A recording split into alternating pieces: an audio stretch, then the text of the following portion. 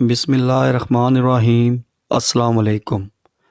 اللہ رب العالمین نے قرآن پاک میں ارشاد فرمایا، بہت سے چہرے اس دن شگفتہ و تر تازہ ہوں گے اور بلا حجاب اپنے رب کے حسن و جمال کو تک رہے ہوں گے، اور کتنے ہی چہرے اس دن بگڑی ہوئی حالت میں مایوس اور سیاہ ہوں گے، اور یہ گمان کرتے ہوں گے کہ ان کے ساتھ ایسی سختی کی جائے گی جو ان کی کمر توڑ دے گی۔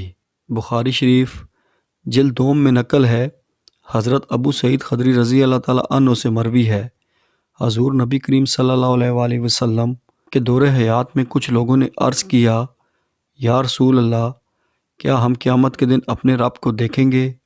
رسول اللہ صلی اللہ علیہ وآلہ وسلم نے فرمایا، ہاں، کیا دوپہر کے وقت جب روشنی خوب پھیلی ہوئی ہو اور بادل نہ ہوں تو سورج کو دیکھنے میں کوئی دقت محسوس ہوتی ہے؟ لوگوں نے عرض کیا، نہیں۔ پھر فرمایا، کیا 14ویں رات کو جب چاند کی چاندنی خوب پھیلی ہو اور بادل نہ ہوں تو چاند کو دیکھنے میں کوئی تکلیف ہوتی ہے؟ لوگوں نے عرض کیا، نہیں۔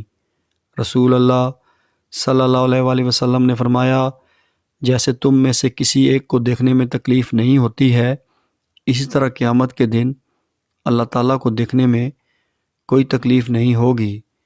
قیامت کے دن ایک پکارنے والا پکارے گا، تم میں سے وہ جماعت جو اللہ تعالیٰ کے سوا بتوں اور پتھروں کی عبادت کرتی تھی، وہ اس کے پیچھے ہو جائے جس کی عبادت کرتی تھی۔ پس وہ سارے لوگ جو اس پکار پر جمع ہوں گے انہیں الگ کر کے جہنم میں ڈال دیا جائے گا، مگر ان میں یہودی اور عیسائی شامل نہیں ہوں گے۔ چنانچہ پیچھے رہ جانے والوں میں صرف وہ لوگ رہ جائیں گے جو ایک خدا کی عبادت کرتے ہوں گے، انہی میں نیک اور بد بھی ہوں گے، اور اہل کتاب یعنی یہودی اور عیسائی بھی پیچھے بچ جائیں گے۔ پھر اہل یہود کو بلایا جائے گا اور ان سے پوچھا جائے گا، بتاؤ تم کس کی عبادت کرتے تھے؟ تمام یہودی الگ ہو جائیں گے اور کہیں گے، ہم اللہ کے بیٹے معاذ اللہ حضرت عزیر علیہ السلام کی عبادت کیا کرتے تھے۔ ان سے کہا جائے گا، تم نے جھوٹ بولا ہے، اللہ عز و جل کی نہ بیوی ہے نہ اس کا بیٹا۔ پھر اہل یہود سے پوچھا جائے گا، بتاؤ اب تم کیا چاہتے ہو؟ وہ کہیں گے، ہم پیاسے ہیں، ہمیں پانی پلا دیا جائے۔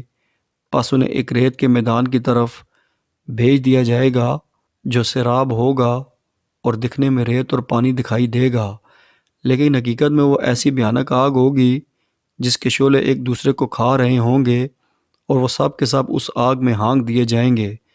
پھر نصارہ کو بلایا جائے گا اور ان سے بھی پوچھا جائے گا، تم لوگ کس کی عبادت کرتے تھے؟ وہ کہیں گے، معاذ اللہ، ہم اللہ کے بیٹے حضرت عیسیٰ علیہ السلام کی پوجا کیا کرتے تھے۔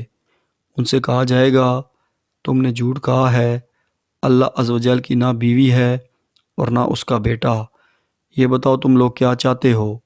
وہ بھی کہیں گے، ہم پیاسے ہیں، اے ہمارے رب، ہمیں پانی پلا دیا جائے۔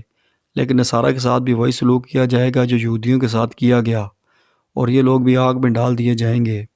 اب صرف وہ لوگ پیچھے رہ جائیں گے جو خدا کی پرستش کرنے والے ہوں گے، ان میں اچھے بھی ہوں گے اور برے بھی۔ پھر اللہ وحدہ لا شریک بہت قریب سے ایسی صورت میں جلوہ گار ہوگا جس میں اسے دیکھا جا سکے گا، جس کی کوئی صورت ہی نہیں ہوگی، اور ان لوگوں سے پوچھا جائے گا، تم لوگ کس بات کے منتظر ہو؟ آج تو ہر آدمی اسی کے ساتھ ہے جس کی وہ عبادت کیا کرتا تھا۔ وہاں موجود سب لوگ عرض کریں گے، ہم لوگوں نے ان جھوٹے خداؤں کو دنیا میں چھوڑ دیا تھا، اور آج تو ہم اپنے پروردگار کا انتظار کر رہے ہیں جس کی ہم عبادت کیا کرتے تھے۔ ان سے کہا جائے گا، میں تمہارا رب ہوں۔